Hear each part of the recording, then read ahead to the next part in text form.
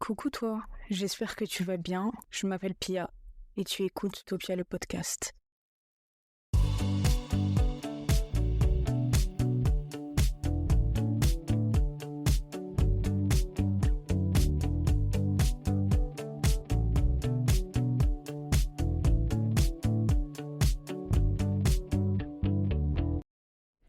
Coucou toi, j'espère que tu vas bien. Aujourd'hui, on se retrouve dans un nouvel épisode d'Utopia le podcast sur la santé mentale. Aujourd'hui, on va donc parler de ma santé mentale durant mes études supérieures. Après mon bac, je suis allée en fac de droit. Comme je vous l'ai déjà dit, j'étais dans une fac qui était à côté de chez moi. Et les prémices de l'admission à la fac étaient un indice de l'anxiété que j'allais avoir durant mes études. Tout simplement parce que j'ai été admise à la fac que je voulais le dernier jour des inscriptions à cette même fac et que j'étais en vacances. Et que du coup, j'ai accepté mon vœu sur Parcoursup en refusant le dernier que j'avais accepté, définitivement. Sauf que je me suis pas inscrite à la fac directement, puisque j'avais pas de réseau, j'étais en Corse, etc. Bref. Et le lendemain matin, j'ai essayé de me connecter à l'inscription pédagogique de ma faculté. C'était impossible. Et donc, on a compris que c'était trop tard. Bref, je vous épargne les détails. C'était un été de stress intense. Au final, on a réussi à m'inscrire. Mais voilà. Si vous avez déjà écouté les autres épisodes de podcast, vous savez déjà. Sinon, je vous invite à aller les écouter. Mais ma situation durant ma première année de droit était relativement instable puisque j'étais sans domicile fixe parce que on venait de vendre l'appartement dans lequel je vivais et on a racheté un appartement. Enfin, quand je dis on, c'est ma mère. Sauf que cet appartement n'était pas en état, du coup, fallait faire des travaux. Et les travaux n'étaient absolument pas terminés, ils venaient juste de commencer en septembre. Donc, pendant un peu plus d'un semestre, si ce n'est vraiment plus, j'ai dormi à droite à gauche chez des amis, chez de la famille, etc. Donc, j'avais pas du tout de rythme et de stabilité, ce qui est compliqué pour quelqu'un qui a une santé mentale peu stable, et qui a des problèmes d'anxiété liés à l'école et à sa scolarité. Voilà. Donc déjà, j'étais pas dans un environnement qui me permettait de me soulager émotionnellement. Donc voilà. Tout le monde le sait, les études de droit, c'est une filière qui est extrêmement compliquée et dont la charge mentale est énorme. Et j'ai pas su gérer, on va se dire les termes. De toute façon, vous savez que j'ai quitté la fac de droit au bout de 3 ans et de l'obtention d'une licence 1. Voilà, c'est très très très compliqué. Et ce qui a été extrêmement compliqué pour moi aussi, c'est d'admettre que ma santé mentale valait plus que des études. Voilà. Ça a été très compliqué, mais j'ai réussi à admettre qu'en fait, si la santé mentale ne tient pas la route, ça ne sert à rien de continuer parce que dans des études aussi compliquées, si tu n'as pas la force mentale de surmonter les difficultés de cette filière, tu réussiras pas et en réalité, tu vas perdre ton temps. Alors, il y a beaucoup de personnes qui n'aiment pas cette phrase de dire de perdre son temps. Moi, je vais vous dire quelque chose, c'est une perte de temps. Voilà, faut arrêter de dédramatiser sur cette situation, mais pour moi, même peu importe l'âge qu'on a, la vie, elle peut s'arrêter du jour au lendemain. Et en fait, on n'a pas le temps de faire un truc qui nous plaît pas, de faire quelque chose qui nous... Et je sais que c'est très dur à admettre et à franchir le cap d'arrêter de faire des choses qui nous rendent pas heureux et et d'arrêter de se contenter, en fait. D'arrêter de se contenter parce que la vie, elle est courte et peu importe ton âge, en fait, peu importe ton âge, la vie peut s'arrêter demain. Et je sais que c'est hyper cru à dire et que peut-être qu'en écoutant cet épisode, vous comprenez pas trop le lien entre dans ce que je dis, mais il faut savoir que c'est un peu la mentalité que j'ai depuis mes 17 ans. Parce qu'à mes 17 ans, j'ai connu la perte de quelqu'un qui était pas spécialement proche de moi, mais qui était extrêmement jeune. Et ça m'a fait un déclic. Ça m'a fait un déclic. Je me suis dit, en fait, moi aussi, demain, je peux partir de ce monde. Et en fait, je veux partir en ayant fait tout ce que je voulais faire et en ayant vécu ma vie pleinement. Alors, j'ai pas changé ma vie du jour au lendemain, hein, je vous garantis. Parce que après, je suis partie en études de droit. Le schéma s'est reproduit. Le cercle vicieux s'est reproduit et j'ai refait quelque chose que j'aimais pas. Et je me suis encore bornée à poursuivre dans une filière qui ne me plaisait pas. Et mes amis proches savaient que ça me plaisait pas. Mon entourage savait que ça me plaisait pas. Tout le monde savait que c'était pas fait pour moi, les études de droit.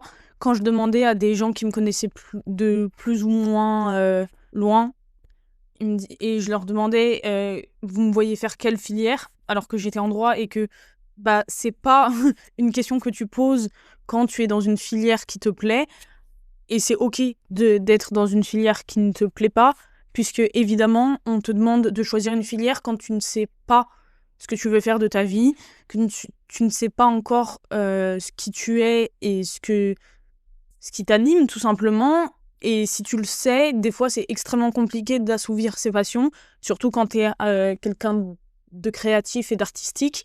Quelqu'un d'artistique, ça se dit absolument pas, mais que tu es un artiste tout simplement, c'est très compliqué dans notre société actuelle de se faire une place et d'assumer ses choix et de prendre le risque. C'est surtout la question de prendre le risque de faire quelque chose qui nous plaît. Et souvent, on projette l'envie de faire quelque chose qui nous plaît négativement. C'est-à-dire que, en tout cas, moi, ça a été mon cas, j'ai toujours projeté la difficulté dans la voie que je voulais suivre, c'est-à-dire la voie artistique ou créative. Je savais pas précisément ce que je voulais faire, mais je savais que je voulais être dans un domaine créatif. Mais pour moi, j'avais l'idée reçue de ta vie va être compliquée, tu vas pas avoir de stabilité financière. Voilà. Et en fait, je voulais absolument pas prendre ce risque parce que pour moi, c'était une source d'angoisse énorme et que je me suis dit, le plus important, c'est faire de l'argent. Et je pense que c'est à ce moment-là que j'ai mis de côté ma santé mentale et que je me suis dit, le plus important, c'est l'argent. Sauf que l'argent et la stabilité financière ne sera jamais, jamais aussi importante que la stabilité émotionnelle et mentale. Et ça, j'ai mis du temps à le comprendre et j'ai mis plus de temps que certaines personnes de mon entourage qui étaient dans la même situation que moi et que, à l'époque, je critiquais, entre guillemets, parce que moi, j'ai ma meilleure amie qui faisait droit avec moi et qui a arrêté au bout de la moitié de la première année parce qu'elle savait que c'était pas fait pour elle, que c'était trop dur pour elle, etc. Et moi, quand elle a quitté la fac de droit, je ne comprenais pas. Je ne comprenais pas. J'étais là. Pourquoi elle se fait pas violence? Pourquoi elle continue pas, etc., etc. Parce qu'en fait, elle aime pas. Elle aime pas. Ça la rend pas heureuse. C'est pas ce qu'elle veut faire de sa vie. C'est dur. C'est trop dur pour elle, etc. Et c'était évidemment très dur pour moi aussi. Mais j'étais têtue et bornée et je me suis dit, en fait, dans la vie, on n'a rien sans rien. Alors oui, ma chérie, dans la vie, on n'a rien sans rien. Mais si ce que tu fais ne te plaît pas et que tu t'oublies, en fait, c'est pas pour ça qu'il faut que tu te battes. Ton combat, c'est le mauvais combat, en fait, tout simplement. Et pour moi, à l'époque, c'était une fois que tu es dans un cursus, tu finis ce cursus, peu importe la difficulté, peu importe l'adversité, tu continues. Tu continues, et pour moi, c'était de la force mentale. Ce n'est pas de la force mentale, hein, c'est du déni. Voilà, tout simplement, c'est du déni. Et si je pouvais parler à cette Pia, tu vas détruire ta santé mentale. Hein. Tu l'as déjà assez détruit comme ça. Prends-en soin, prends soin de toi, parce que personne ne va le faire à ta place. Encore moins tes études, tes profs, etc. Ils en ont rien à faire. Ils en ont rien à faire. Ils sont là pour te former. Et si tu pars, c'est exactement la même chose pour tout le monde.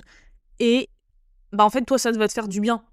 Donc, vaut mieux que tu stoppes tout et que tu fasses quelque chose qui te plaît. Donc, évidemment, pour vous remettre en contexte et appuyer mon propos, pendant ma première année, j'étais déprimée, c'était extrêmement difficile. Je faisais évidemment que travailler parce que t'as pas d'autre choix quand t'es en fac de droit, hein, que travailler.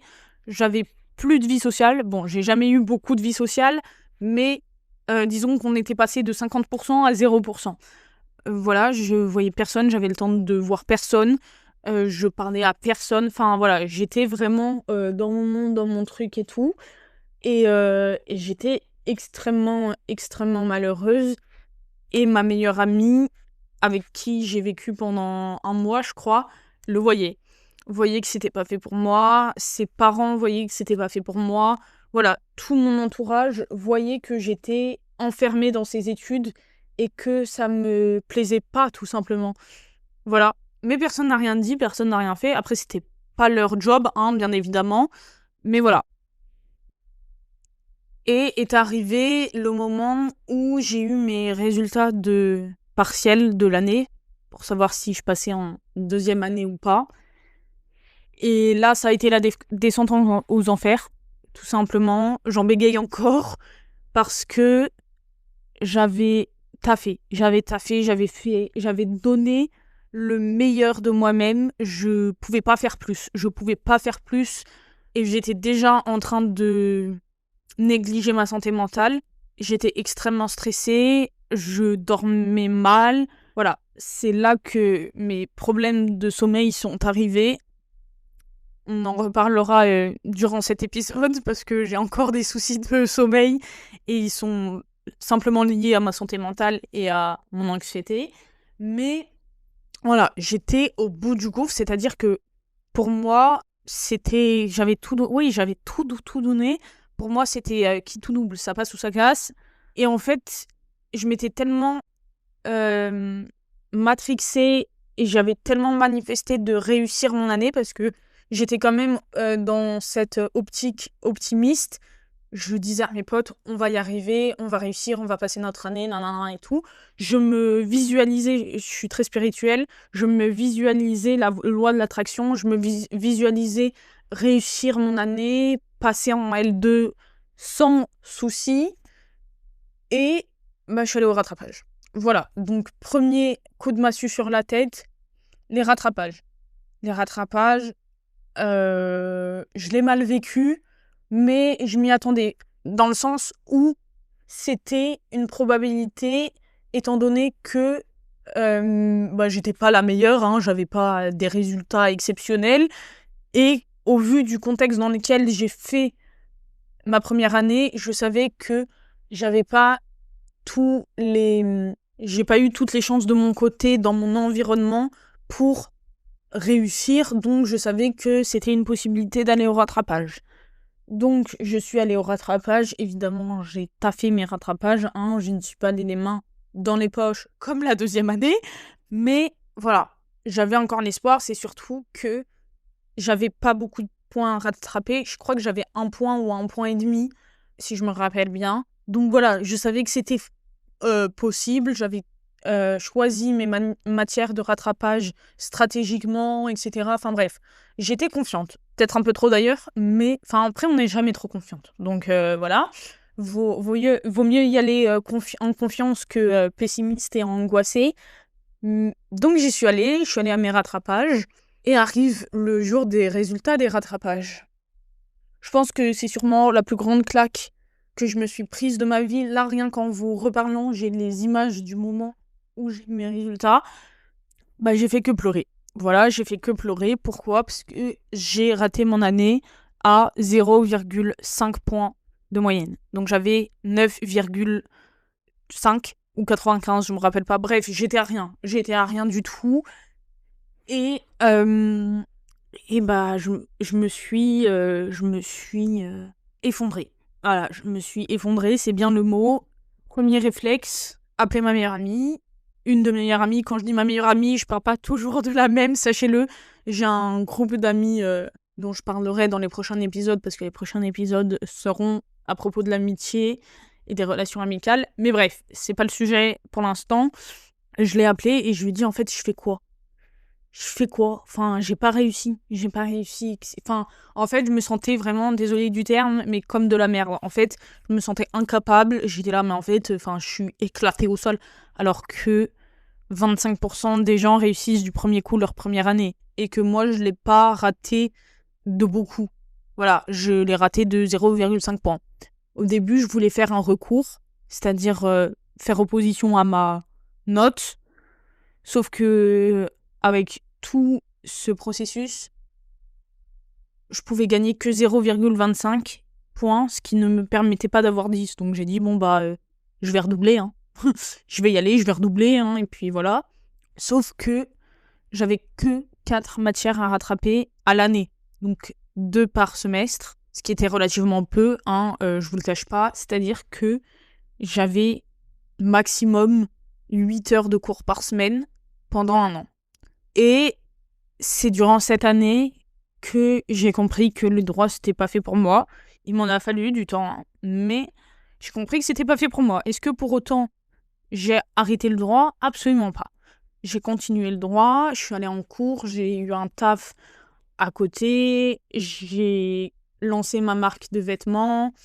Voilà, j'avais des projets et en fait, du coup, je me suis lancée dans l'entrepreneuriat. Et en fait, j'ai découvert l'entrepreneuriat, la liberté, aussi la liberté financière, le travail, le salariat. Et en fait, j'ai compris que c'était fait pour moi. Enfin, pas le salariat, hein, mais l'entrepreneuriat et travailler sur mes projets, etc.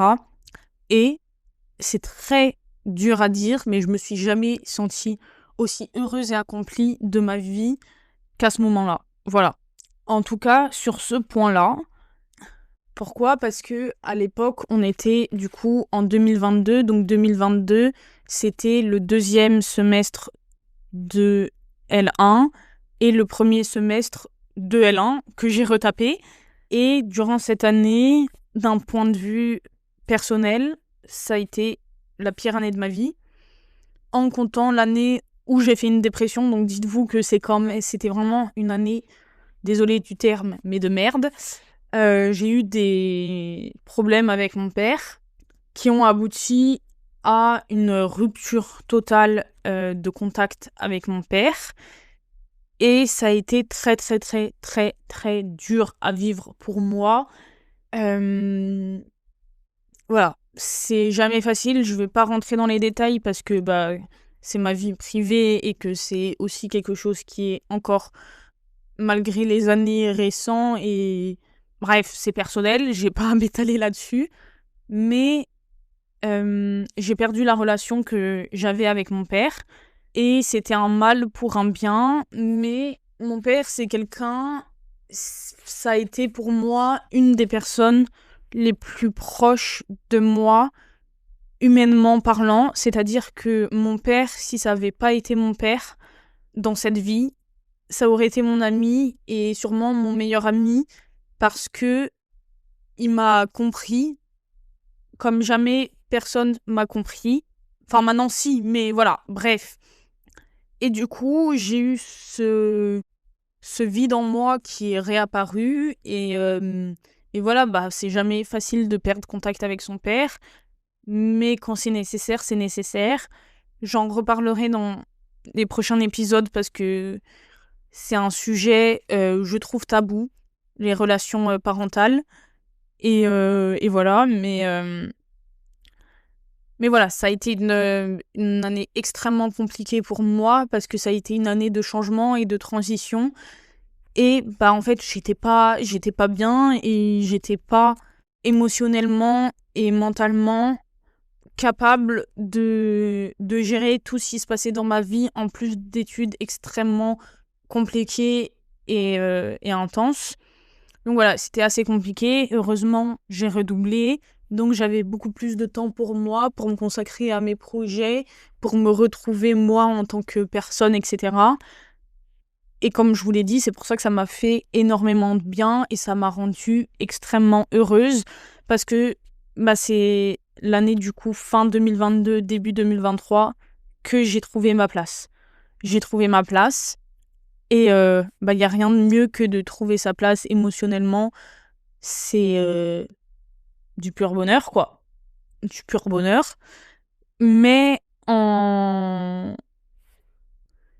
Mais c'est pas pour autant que j'ai arrêté la fac de droit. Je suis passée en L2 en septembre 2023 et j'ai recommencé une année. J'ai recommencé à une année et je suis retombée dans mes travers. En fait, moi, ma grande difficulté, c'est de répéter les schémas. Voilà, je pense qu'on est beaucoup dans ce cas. Je parle pas ici des schémas transgénérationnels, je parle vraiment des schémas de ma vie, c'est-à-dire que les situations qui sont là pour vous montrer que c'est pas pour vous, que vous pouvez surpasser ça et que vous pouvez rebondir d'une certaine manière, des situations qui vous mettent dans un mal profond, et en fait moi je les répète, je continue, je reviens sans cesse à elles. C'est-à-dire que une période de ma vie, la situation dans laquelle je suis me met extrêmement mal, mal au point de réaliser que ça me rend mal et que il faut que j'en sorte. Je réussis à m'en sortir, je trouve mon bonheur, de la joie et une situation stable qui me convient ailleurs, mais je retourne toujours à mes travers. Je retourne toujours à la situation qui me met mal. Parce que, c'est triste à dire, mais je trouve un certain confort dans les situations qui me mettent mal. Voilà. Voilà. Hein. On rigole, mais c'est compliqué. C'est pour ça que je vais en thérapie. C'est pour ça que je m'intéresse au développement personnel, au schéma transgénérationnel, et que j'essaye d'aller de l'avant et arrêter de faire ça parce que c'est toxique en fait. C'est toxique pour moi en fait. Et c'est pas comme ça que je veux vivre, tout simplement. Hein. Alors, comment j'ai vraiment réalisé que la fac de droit, c'était pas moi, c'était pas fait pour moi, etc. Parce que ce qui me faisait tenir dans cette filière, c'est que je suis quelqu'un de très juste. La justice, pour moi, c'est quelque chose d'extrêmement important. C'est quelque chose qui m'anime. Voilà, je suis quelqu'un de droite. Droite dans mes baskets, pas l'orientation politique, hein. Et voilà, je suis quelqu'un de droite. Voilà, pour moi, la justice, c'est la clé, etc. Donc, pour moi, c'était pour moi la filière la plus évidente. Donc, ce qui m'a donné le déclic, c'est l'été 2023, je suis partie pour la première fois de ma vie en saison. Et ça a changé ma vie. Ça a changé ma vie pour plusieurs raisons. Mais ce qui a changé ma vie, c'est surtout les rencontres que j'ai fait là-bas. Ah, si je pleure, c'est pas de ma faute, d'accord, hein? Mais j'ai fait des rencontres extraordinaires là-bas. J'ai rencontré des gens qui vivaient, en fait. C'est hyper con à dire, mais qui vivaient pour eux. Et j'ai rencontré une fille qui représentait un peu moi dans le futur. Je sais pas comment expliquer, mais c'est une fille qui avait eu une histoire similaire à la mienne avec son père, etc. Et qui m'a beaucoup appris. Rien qu'en étant elle, m'a beaucoup appris. Et donc, c'était une saisonnière. Enfin, ça l'est toujours. Hein. Elle est saisonnière. Et en fait, j'ai compris qu'elle avait juste suivi son cœur et qu'elle faisait tout simplement ce qui lui plaisait, etc. Et j'ai rencontré d'autres personnes qui vivaient tout simplement, qui faisaient ce qui leur plaisait et qui en fait étaient heureux tout simplement de faire le travail qu'ils faisaient. Et que ce travail n'était pas un travail conventionnel, c'était pas un travail qui leur apportait de la stabilité, mais ils étaient heureux, et ils étaient en parfaite harmonie avec ce qu'ils étaient en tant qu'être humain. Et en fait, la seule chose que j'arrivais à leur dire, c'est que mes études ne me plaisaient pas. Alors, il y a ne pas plaire et ne pas plaire. Mais ils ont tous compris que ça me plaisait vraiment pas. Que j'étais vraiment pas heureuse dans la filière dans laquelle j'étais. Et finalement, je suis rentrée, évidemment, parce que une saison, c'est court. Quand on fait des saisons à côté de ses études, je veux dire. Je suis rentrée. Et évidemment, ce que j'ai fait de très toxique et d'un comportement toxique que j'ai, c'est que je me laisse pas le temps de me reposer. Donc, je suis rentrée le 1er septembre. Le 3, j'étais à la fac. Voilà, j'ai pas eu le temps de faire de transition. Sauf qu'en fait, j'étais mentalement encore en saison pendant toute mon année scolaire, tout simplement.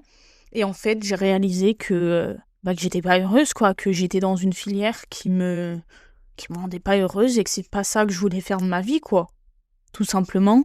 Et que en revenant sur Paris et en retournant à la vie que j'avais avant, avant, 2 mois avant, hein, en fait, je faisais un pas en arrière, en fait. Je m'écoutais pas, j'écoutais la société et ce qu'on voulait que je fasse, que je devienne, etc. Et voilà, en fait, c'était tout simplement pas fait pour moi. Évidemment, il y a des matières qui me plaisaient et c'est à ça que je me suis accrochée. Mais une matière sur 10, ça suffit pas, en fait. Voilà. Du coup, j'ai validé qu'une seule matière en L2. Je parle des matières de droit, hein. De droit, des majeurs et les mineurs. L'anglais, etc. Je les ai validés quand même, hein. C'est des trucs qui se valident tout seuls, mais les matières où tu as vraiment besoin de travailler pour que ça se valide, j'en ai validé qu'une. Et voilà, j'ai continué à aller en cours, etc. Je suis allée à mes partiels, etc. Mais, comme je vous ai dit, les premiers partiels que j'ai eus en L2, ça a été un calvaire. Je n'ai pas pu réviser. En fait, pourquoi je n'ai pas pu réviser ? Parce qu'en fait, c'était la goutte de trop, c'était le stress de trop, mentalement, je n'étais plus capable, en fait. Mentalement, c'était le point de rupture, tout simplement. Tout simplement, j'arrivais plus. Ça me faisait angoisser de réviser, hein. De réviser, ça m'angoissait. J'avais l'impression de rien comprendre et de rien apprendre, surtout. Évidemment, parce qu'on n'apprend pas ces leçons avant les partiels, on les révise. Mais voilà, je savais que j'allais rater mes partiels. Donc, le changement de point de vue a été totalement... a changé du tout pour tout de la première année à la deuxième année. Mais voilà. Et du coup, je suis arrivée à un point de détresse tel que j'ai dû appeler la psy. Alors, moi, je suis quelqu'un qui déteste demander de l'aide. Mais c'est-à-dire que c'est même pas que je déteste, c'est que je refuse de demander de l'aide. Et c'est quelque chose sur lequel je travaille parce que c'est pas sain du tout.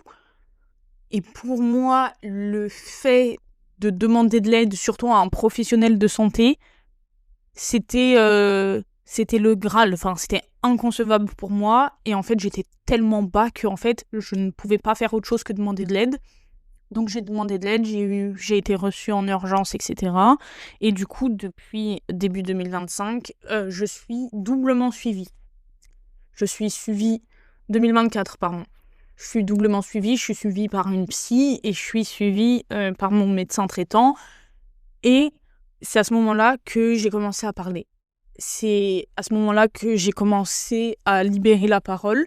Et j'ai appelé une de mes tantes que j'adore. Hein, j'adore toutes mes tantes. Hein, mais c'est une des tantes dont je suis le plus proche. Et je lui ai tout avoué. Je lui ai dit, je suis pas heureuse. C'est pas ce que je veux faire de ma vie. Ça me détruit. J'ai pas envie de faire ça. Voilà, bon bref, je vais pas épiloguer, mais voilà, je lui ai dit je peux plus, en fait je peux plus.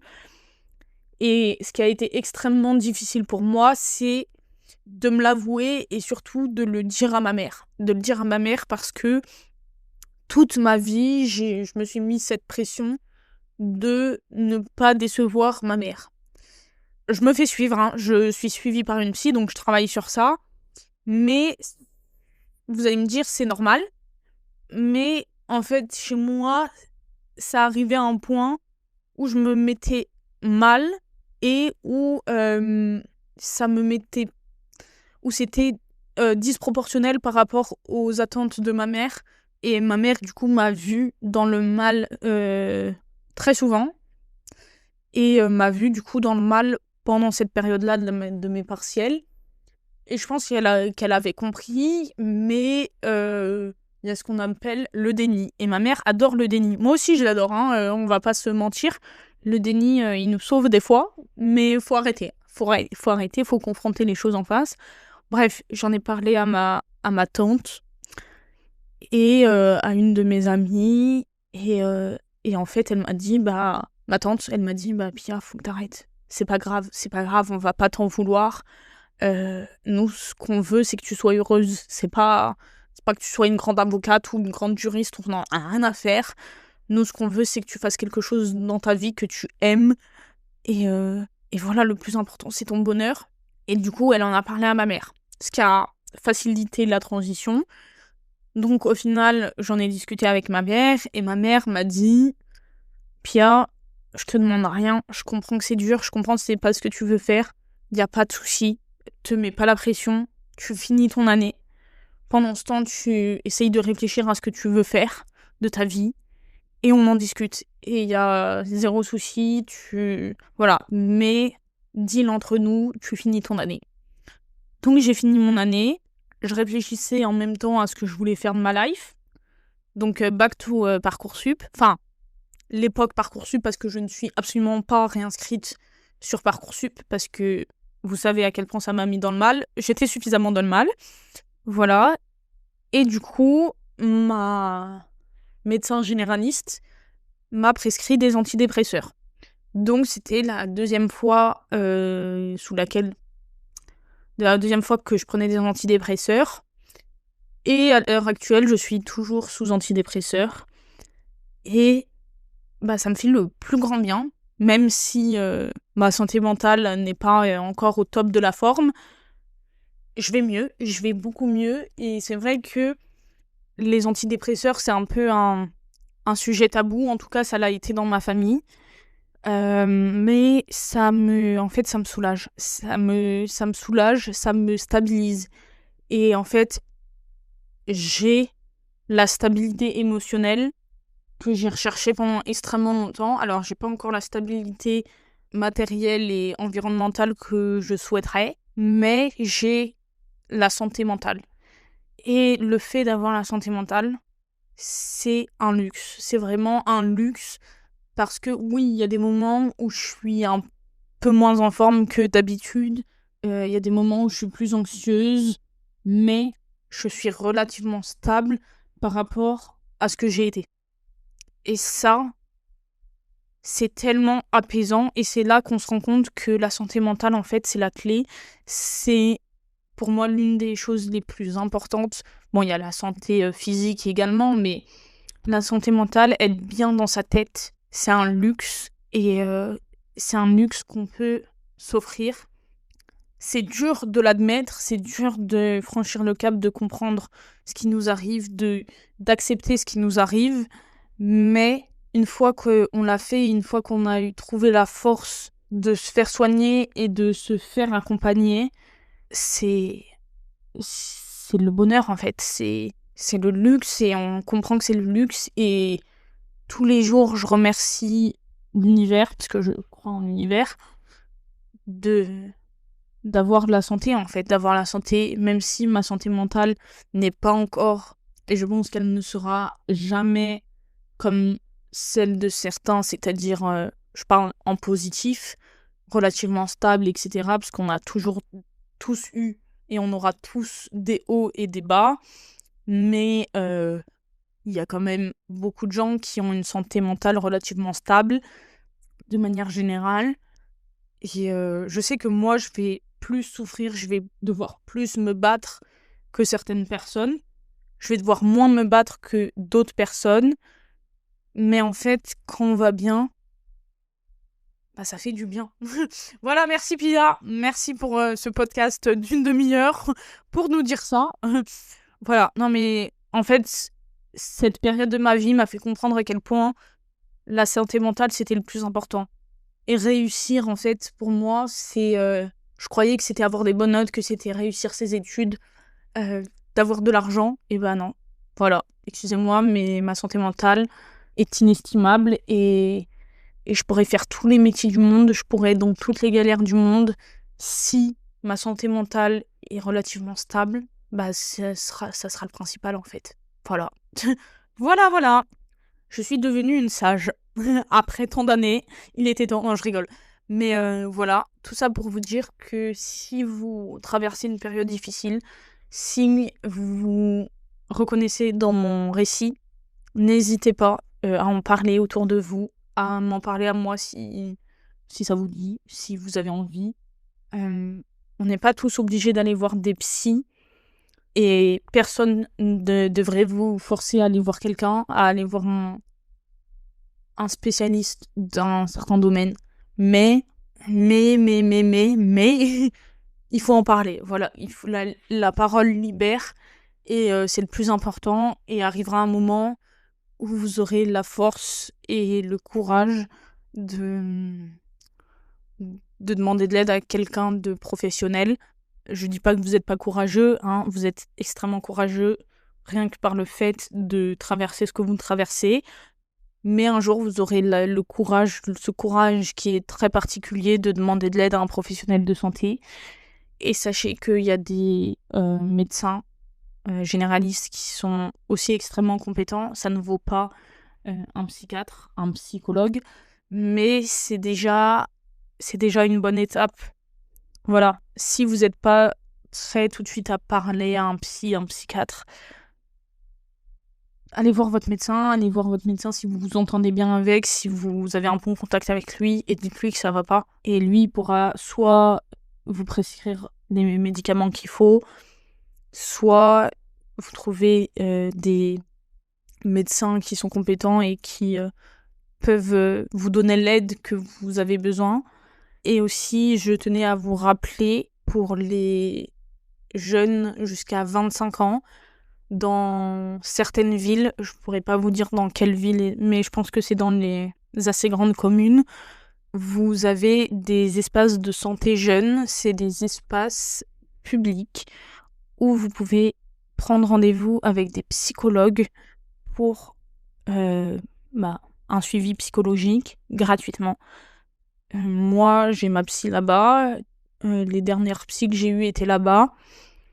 Et je sais que le coût que c'est financièrement, c'est un coût que pas beaucoup de personnes peuvent se produire. Je sais pas si c'est le bon terme, mais voilà, il y a cette option. Si vous n'avez pas de revenus, si vous pouvez pas demander à vos parents de payer pour un suivi psychologique parce que c'est extrêmement cher, bah vous avez toujours cette option et j'espère que vous pouvez avoir accès à ça. En tout cas, vous pouvez vous renseigner et voilà. Et c'est pas pour autant que les psys ne sont pas bien là-bas, hein. C'est pas parce qu'ils sont pareil, enfin que vous les rémunérez pas directement, un, qui sont pas rémunérés et deux, qui sont incompétents, bien au contraire. Donc voilà.